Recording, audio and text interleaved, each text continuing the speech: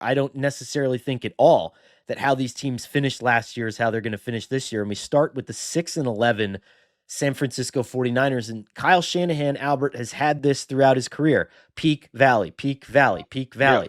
It's allowed them to go up and get some good talent while also maintaining this culture and this scheme and this next generation thing. So when the team's good enough, they're going to be fine.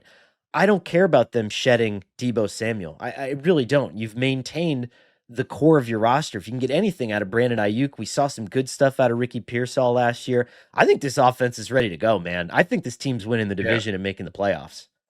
Yeah, I haven't made my picks, but they're definitely going to be in the mix to win the division. Like, I don't think that this is. I think this is the step back here was largely due to injury.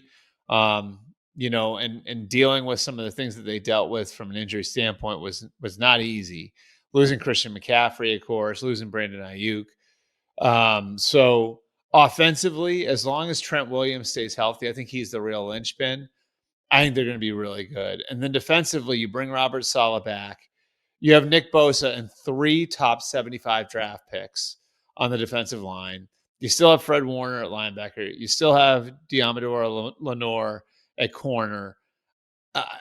It's like, I think they're a couple of young players away, a couple of young players developing away from maybe being back in the Super Bowl.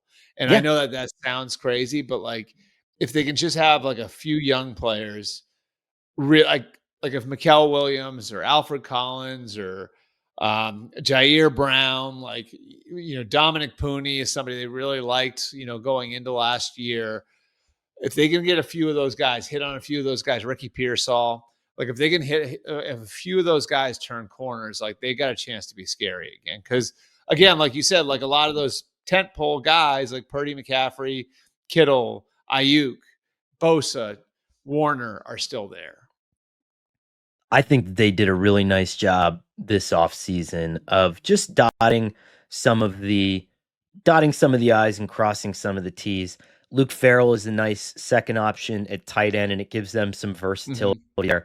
Demarcus Robinson is the big one, and I don't know if a lot of people are talking about this, but if you had talked to the McVay staff as he came up there, he was so polarizing because at the beginning, I think it was just like, okay, what's the deal here? By the end of his time in LA, he was incredibly valuable to that offense. Now you kind of get squeezed and you bring in someone like Devontae Adams, and you know where the target share is going to go. You have Puka Nacua. There's just not necessarily a lot of room there. But I don't see any reason why he can't ball out here, right? I mean, I don't know if that's an insane take, right? No. I don't know. I mean, like, and then like even like a guy like Jacob Cowing in there, like I don't know. You still look at it and it's like people were talking about this team like it was like a ghost ship coming out of the offseason. It's like that's not the case at all. And I think the interesting thing too is like they did reset their cap, but because of the Purdy contract, like their cash spend is still like near the top of the league, So I don't know. I if I were a Niners fan, I feel really good about this. I'm thinking like divisional round, right? Like would be a realistic, I don't know if I'd hang like you got to get back to the conference championship game like they did 3 times in 4 years, but I think divisional round is like a realistic like idea for them, a realistic goal where you say like if everybody stays healthy, like you should be there. What if I put it to you this way? Because Robert Saleh is back, and I think is an emotional counterpoint to Kyle Shanahan was probably the best mix that Kyle Shanahan ever had as a coach. Because Kyle's maybe a little bit drier on the personality side, whereas Saleh is like a powder keg of TNT when he's just free to coordinate and doesn't have to be bogged down by the absolute drudgery of being the head coach of the New York Jets. And I think that, let's say that relationship takes off again. Let's say that defense is pretty good. Let's say that Christian McCaffrey is all the way back, which you would kind of assume that he is because they didn't really draft a viable replacement until the 5th round, Jordan James. Right. So, and you have Isaac Orendo there, but there's not a lot there. And so I would assume that they are confident, or at least somewhat confident, in Christian McCaffrey's health. So let's say Trent Williams hangs on, Robert Saleh brings the juice, and Christian McCaffrey's Christian McCaffrey. This team is winning 11 games. I'm sorry, Yeah. they are. Yeah. Right? I mean, am I insane for It's saying hard this? not to believe in them. Like, it's just, like, Easiest 'cause schedule in the NFL too. I mean, and so many players that have been through it and have gone and have done it. And like, it's just, I don't know. I mean, like, I still think it's a really talented roster. And I trust that, John Lynch, Adam Peters, while he was still there, like, those guys got a lot of those picks right. And like, you're going to see like this harvesting of some young talent in the roster that maybe some other people don't see coming right now.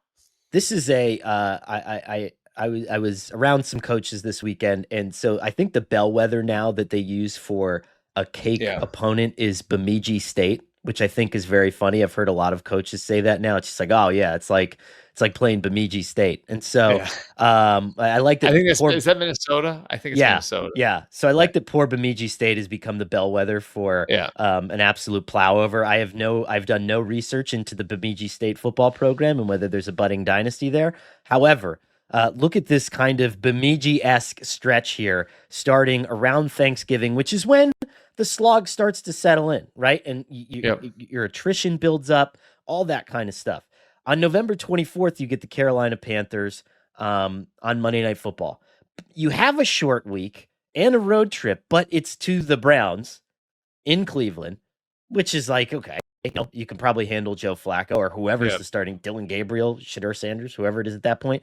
Then you get your bye. Then you get Tennessee coming out of the break, and then Danny Dimes and the Indianapolis Colts right before Christmas. You're not playing on Christmas. I so I just think that there's a lot of little pockets in this schedule where Then you have you the could go Bears, who will be traveling to San Francisco on a short weekend and we don't know Sunday night. what they're going to look like, right? Right. You look at all these little winnable pockets on the schedule, and it's like, man, you start the season with Seattle, and I'm not saying that I'm not calling Seattle a walkover, and we're going to get to them in a second.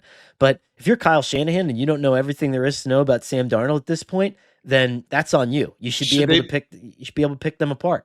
should they be 4-0 going into LA in for the Thursday night game in week 5? I mean, should is a tough, but again, if we're talking about the optimistic, which we are, Yeah. optimistic, realistic, which means, yes, do you think that Christian McCaffrey is healthy for the first 4 games of the season? Trent Williams is healthy for the first 4 games Yep. of the season, and the defense gets a bump from Saleh being there over the first 4 games of Yep. the season. You should not lose any of these games, Right. right? Right. I agree.